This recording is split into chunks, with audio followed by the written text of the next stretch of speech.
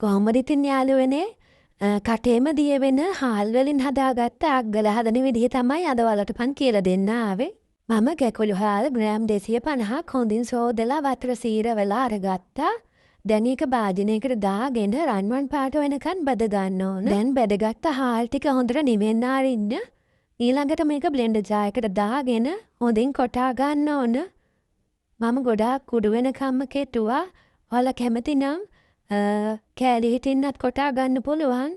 ඒ වුණාට කුඩු වෙන්නම කෙටුවාම තමයි අපිට මේ අග්ගල එක කටේම දිය වෙන විදිහට හදාගන්න පුළුවන් වෙන්නේ. දැන් කොටාගත්ත හාල් එක මේ වගේ ලොකු බෝල් එකකට දාගන්න. දැන් හාල් එකට සීනි ග්‍රෑම් 125ක් දාගන්න. ලුණු තේ හැඳි කාලකුත් දාගන්න.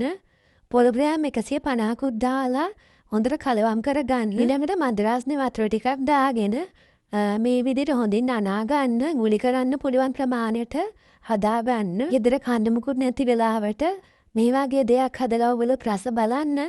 ඉතින් මේ තියෙන්නේ මම මේ විදිහට හදාගත්ත හාල් අග්ගල ටික. තවත් මේ වගේ රසම රස රෙසිපියක් අරන් මෙන්නම් යාළුවනේ. ඉතින් ඔයාලට සුබ දවසක්.